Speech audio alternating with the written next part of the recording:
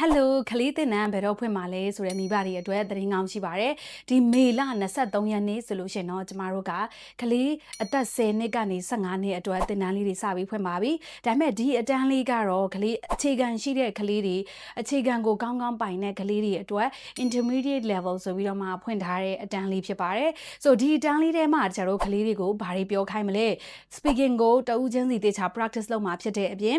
နှစ်ယောက်တွဲခလေးတွေကို conversations practice လုပ်မှာဖြစ်ပါတယ် native speakers တွေရဲ့ listening ကိုလည်းကောင်းကောင်းနားထောင်ရမှာဖြစ်တယ်လို့ grammar တွေကိုလည်း speaking patterns တွေကို grammar တွေကိုလည်းအတိအကျတစ်ချက်နဲ့အတူလေ့လာရမှာဖြစ်ပါတယ်ဆိုတော့ဒီအတန်းလေးကစနေတနင်္ဂနွေအတန်းလေးဖြစ်ပါတယ်မိတ်ဆွေတို့အတွက်ကြားချိန်ကျောင်းချိန်မှာလည်းအနောက်ရှက်မဖြစ်သလိုစနေတနင်္ဂနွေလိုမျိုးမှာအေးစစ်စစ်တင်လို့ရမယ့်အချိန်လေးဖြစ်ပါတယ်အချိန်လေးကတော့မနက်7:00နာရီကနေ12:00နာရီဖြစ်ပြီးတော့မှမိတ်ဆွေတို့အတွက်အရန်ကိုအဆင်ပြေမဲ့အချိန်လေးပါပြီးရင်နောက်တစ်ခုကကျောင်းဖွင့်လို့ဥပုပ်ရက်တွေနဲ့စနေနေ့တိုက်ပြီးတော့မှကျောင်းဖွင့်တာလိုမျိုးဆိုလို့ရှိရင်လေအချိန်ကိုပြန်ပြီးညှိပေးပါတယ်ဆိုတော့ speaking ကိုအတန်ထွက်ကောင်းကောင်းလေ့လာခြင်းနဲ့ speaking ကိုတဦးချင်းစီ practice လုပ်ခြင်းနဲ့ topic မျိုးစုံနဲ့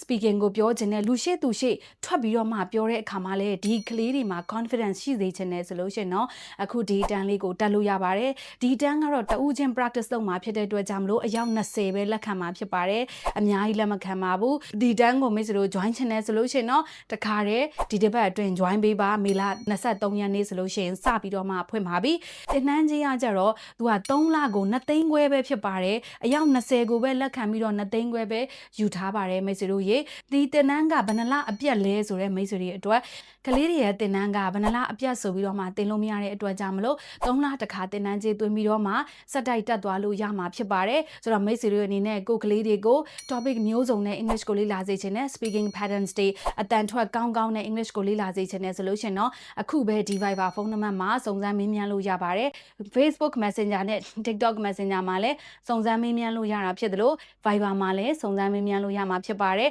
အဓိကအနေနဲ့ Zoom face to face သင်တန်းကိုတစ်ချက်ကိုနိုင်သင်ပါတယ် See you in my class everyone. Thank you so much for watching.